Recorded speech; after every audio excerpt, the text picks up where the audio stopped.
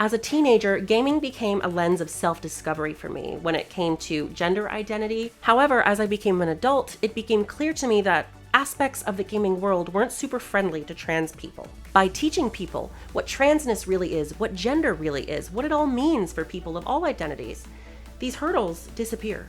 My Paidia Pathway is about transgender people. This pathway is here to help you understand the basics so that there's less barriers in your way of understanding who we are and how you can relate to us. Hi, my name is Stephanie Peloza. I am a streamer, a dog mom, and the head narrative designer for Paidia, and I will be your guide.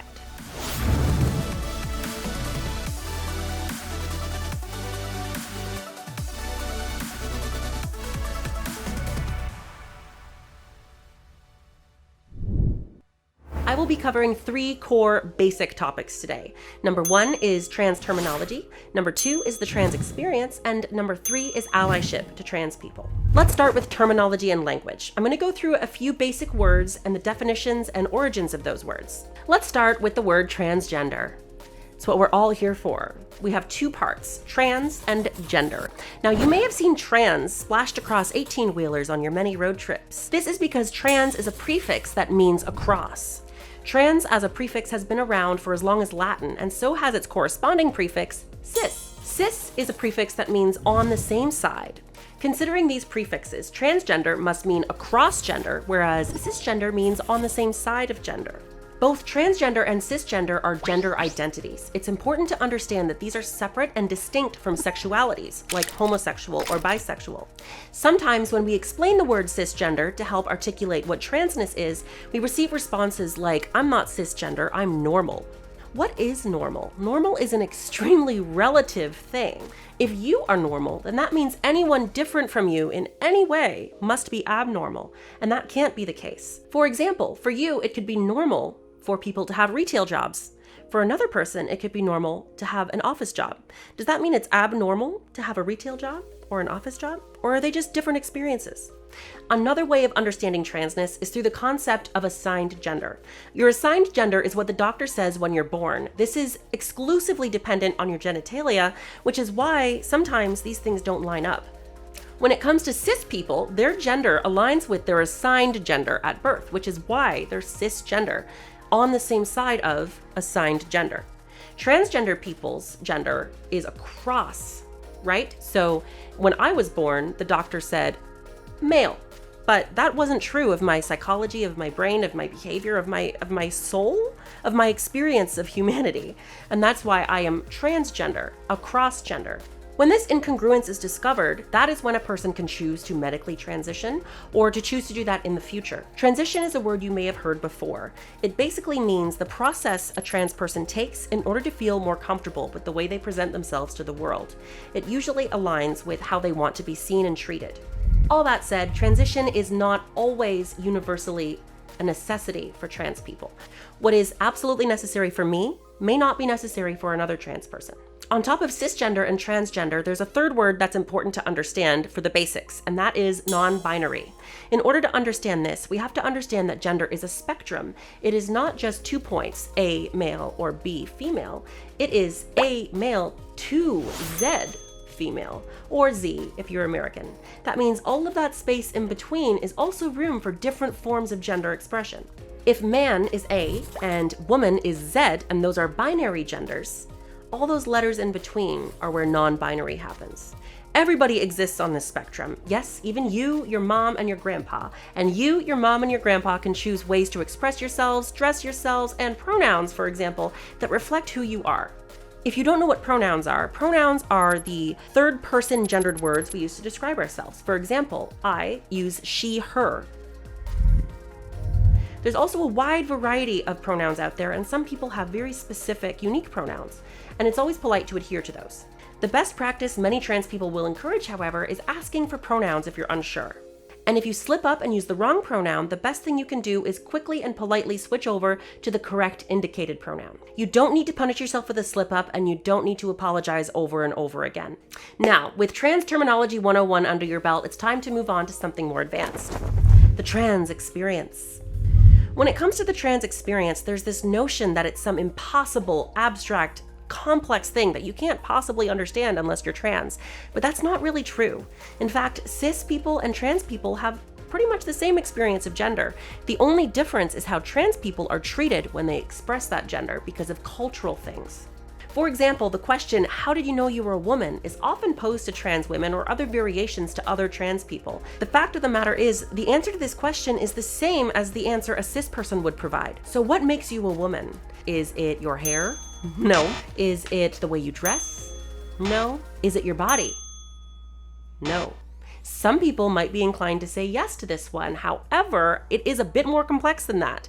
Let's say you had an accident tomorrow that permanently changed a part of your body that previously you felt identified you as a man or a woman. For example, your genitalia. Would that mean you were no longer a man or a woman? Of course, the answer is no. Which means your gender is not tied to your genitalia at all. It's tied to your brain. It's tied to your behavior, your personality, who you are, the human experience. And it's difficult to quantify the human experience scientifically. It is a social, cultural experience. It is not a biological experience. You know, I'm a woman and another woman has a very different body to me. Does that mean she's not a woman? No, of course not. We're both women with different bodies. No two women are expected to have the same bodies, and that should apply to trans people as well. This should also extend not just to women, but to people of all genders. There is no correct way to be any gender. That applies to cis and trans people. And for example, if you're a cis person who feels like you'd like to express yourself a bit differently, but you don't think you're trans, but you know, boys aren't supposed to wear makeup, just do it. It doesn't mean you're not a boy, because your gender, like I said, is in your brain. It's not what's on your face, it's not what's on your body. My understanding of my own womanhood is as inherent and core to my existence as any cisgender's experience of womanhood or knowledge of their womanness.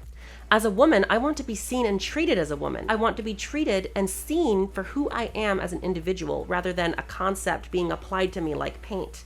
It is difficult to describe how oppressive, awful, and heavy it feels to completely disguise who you are for the comfort of others. These are the social and cultural hurdles I was talking about. Keep in mind that transness is something we are born as. It's not something we become. People do not become trans, they are trans. People do not become non-binary, they are non-binary. People do not become cisgender, they are cisgender. Have you ever had to lie about a religion you feel deeply connected to because other people might not understand it properly? Have you had to lie about your ethnicity for your own safety?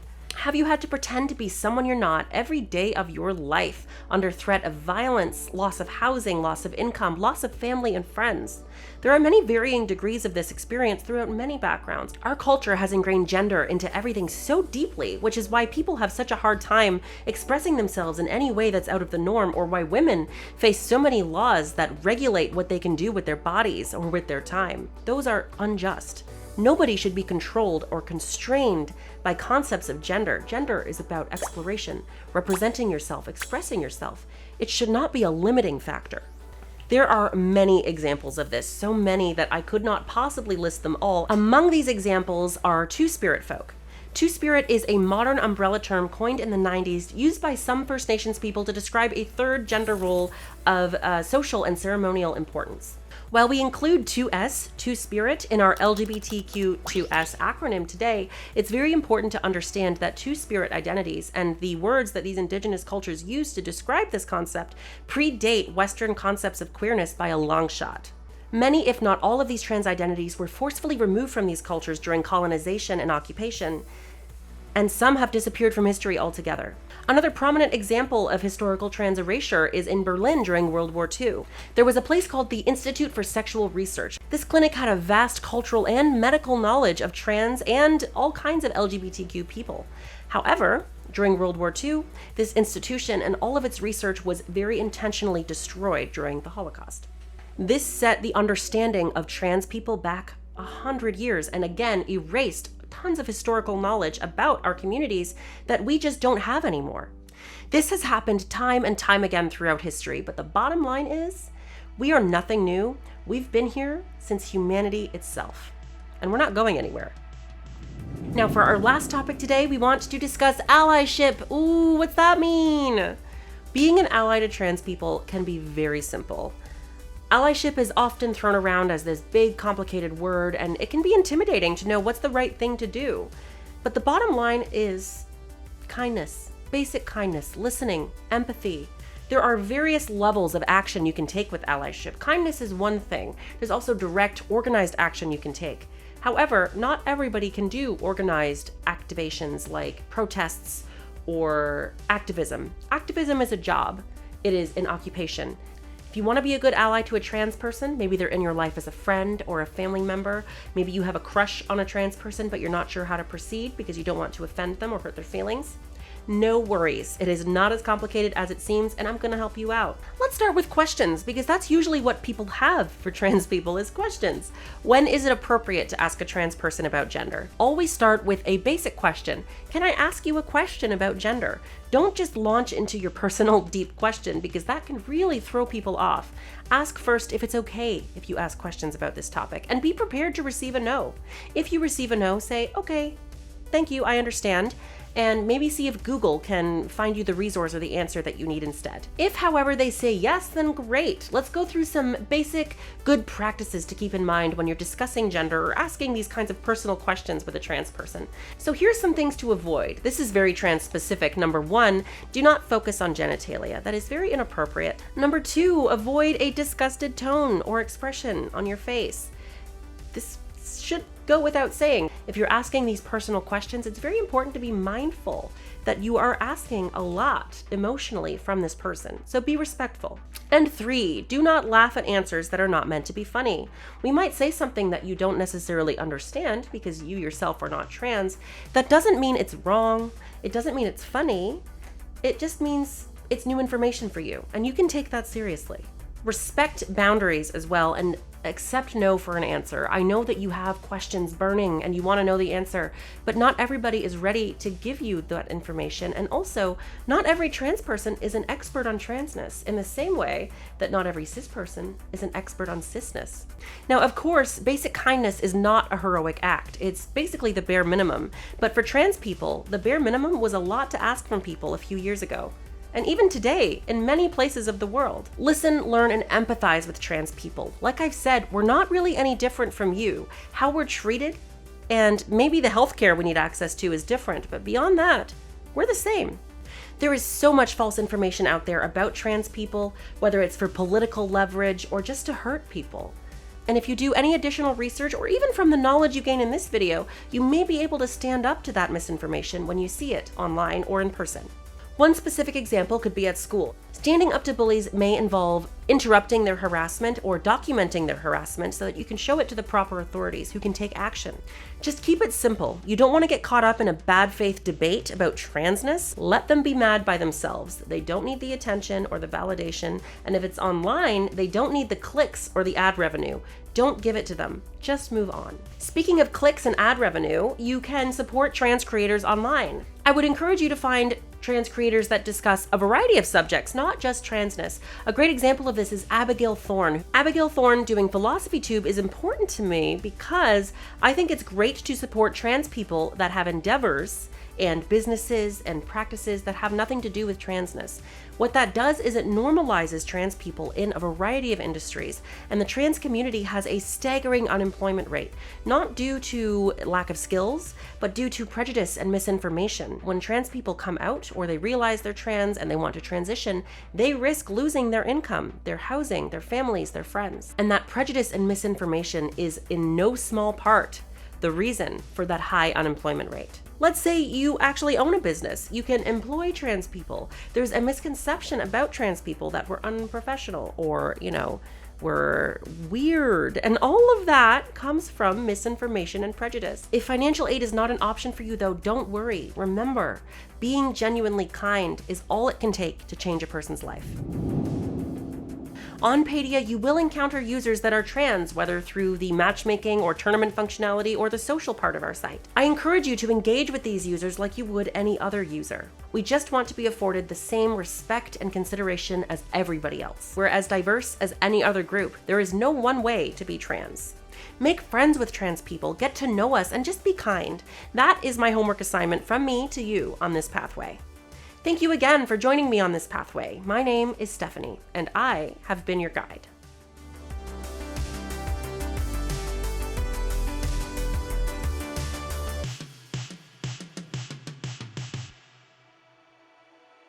When it comes to assigned gender, cisgender's peeps are chickens, and transgender's peeps are bunnies. Thank you again for joining me.